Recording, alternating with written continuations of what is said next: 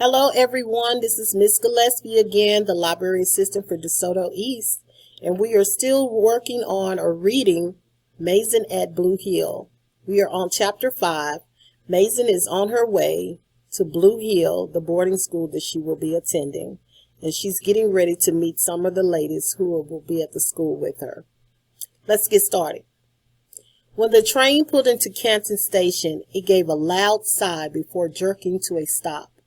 Around me, people were hustling their bags from the overhead stand and moving slowly towards the door.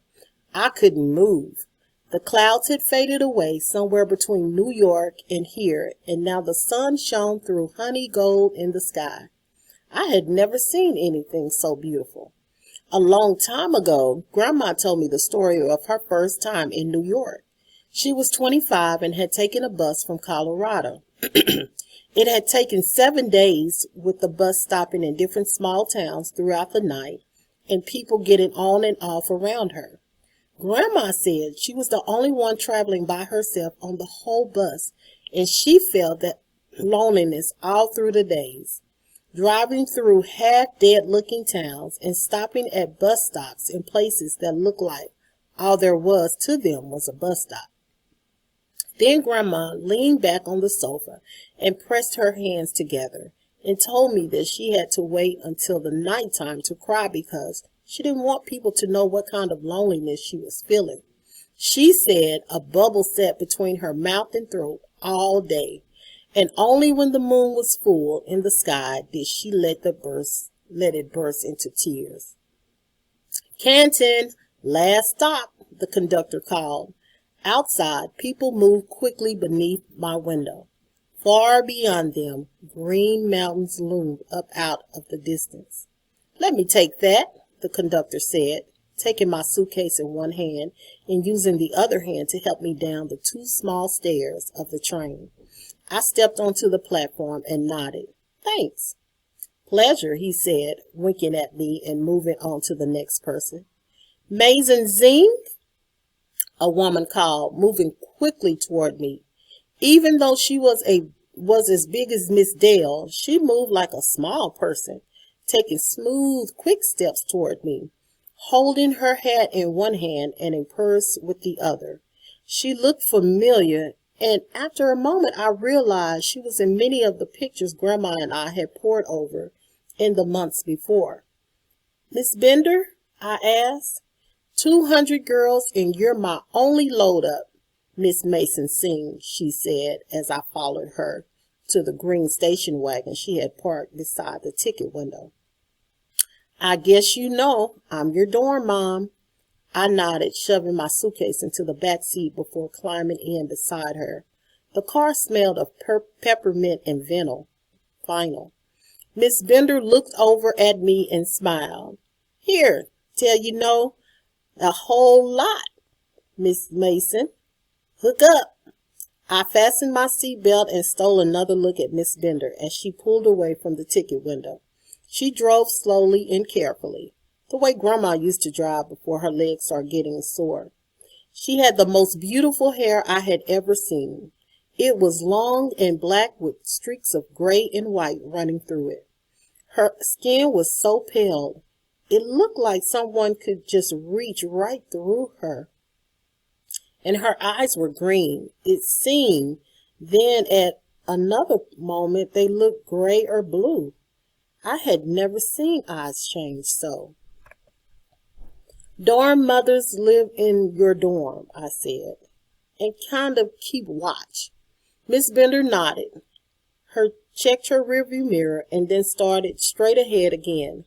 We moved slowly past huge Victorian houses set back from bright green lawns. I pressed my palms against the half-closed window and let the warm air blow into my eyes. "What kind of trees are those?" I pointed to a tree covered with pink, white, and lavender blossoms. "They're so beautiful." "Mount Laurel, Maizon, and that sweet Connecticut air you're smelling is pine and beech and birch and elm.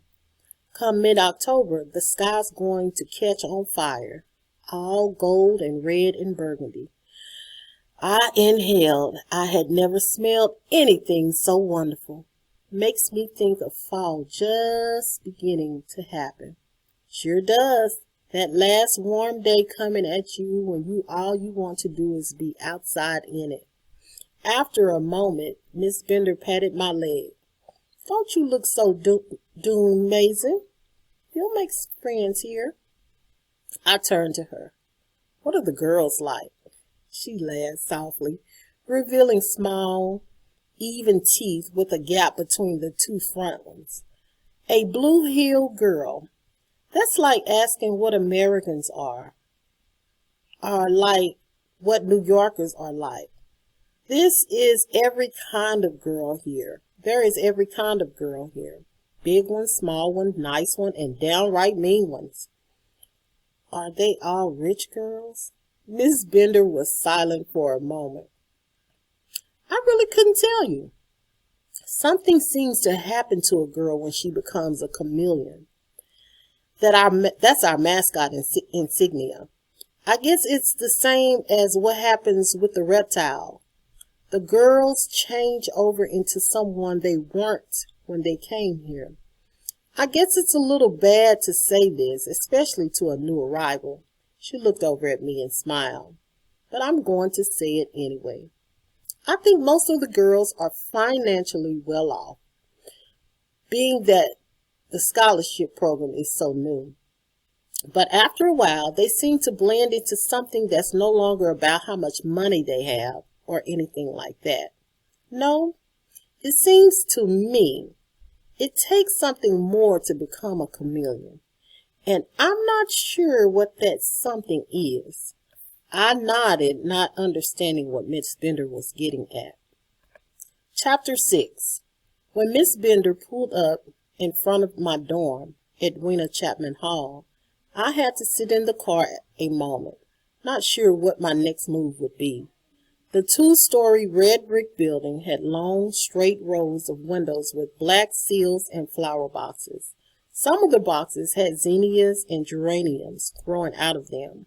Others were empty. Trees lined the side of the building, and a red brick path led right up to a huge black door. I looked up, and there were groups of girls pressed against various windows. And when I looked in their direction, some waved, some ducked behind their curtains. I have the rest of the afternoon off, Maizon, Miss Bender said after a few moments had passed. Mrs. Miller takes it from here. Go on upstairs and meet who's ever up there. Don't forget, there's an orientation in the main hall this evening. I climbed out and lifted my bag from the back seat. Thanks for picking me up and everything, Miss Bender. Miss Bender waved her hand. My pleasure. Such a nice day for a drive. Glad you have to share it with. Glad to have you to share it with. I nodded, closed the door, and moved away from the car. You just settle in, Maizon, Miss Bender called, pulling slowly away from the dorm. And get yourself ready for a year of learning. She waved and drove off down the small dirt road that led back to a big white building that I knew from the pictures from the main hall. Not looking up at the windows again, I walked straight up to the door and pushed my shoulder against it. It gave easily, and a rush of cool air moved through the dim hallway. Marble stairs led up to the second floor.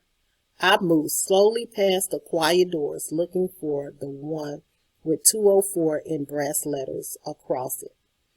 My new loafers squeaked with each step in hushed hallways, and the sound of the quiet echoed back over itself. It is strange how loud quiet can be sometimes. There was so much space, it seemed, even though the halls wasn't wide. It was as if the quiet made the space bigger somehow. Are you Maizon sick? I turned around. Behind me stood a girl with dark shades, twirling a thick braid around her finger. I didn't surprise, oh, it didn't surprise me that she was black because of the way she said my name and the hoarseness of her voice. What I hadn't expected to see was someone with dark tinted glasses who was a lot taller than me. Maizon Singh, I said. First name rhymes with raisin. Second name rhymes with ring. Maizon Singh, she repeated. Come closer. Coming closer. I'm Dana Charlzetta King. Everybody calls me Charlie, though. Well, everybody here calls me Charlie. At home, I'm Dana. Hi, Charlie. I was just in Sheila and Marie's room. We saw you out of the window. I told them I'd come get you so that we could be introduced. I figured we could walk over to the main hall together. I'm pretty orientated out. They make us do this every year, but dinner follows. We can all sit together. Who's we all? I cocked an eyebrow at her. Charlie pulled her shades up and rolled her eyes, then looked over her shoulder quickly. The color folks, girlfriend. All four of us now. Well, actually, there's 5, but anyway. Charlie grabbed my hand. Leave your suitcase here. It's safe. You won't be needing anything in it anyway.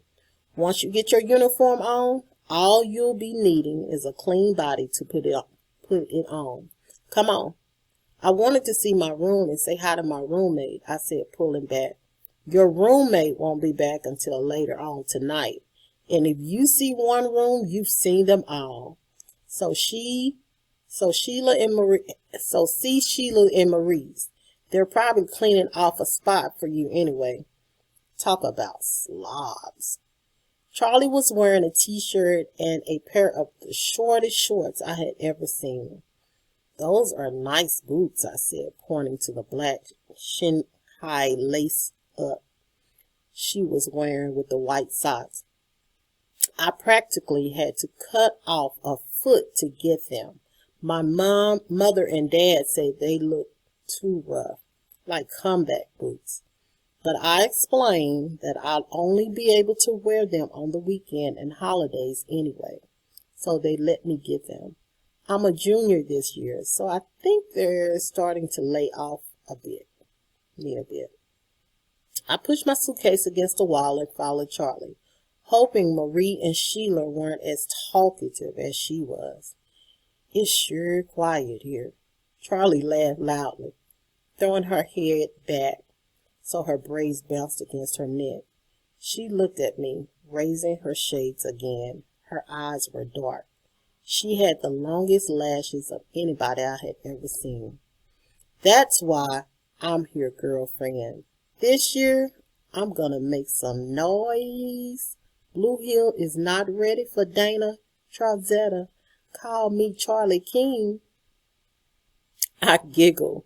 We passed room 210.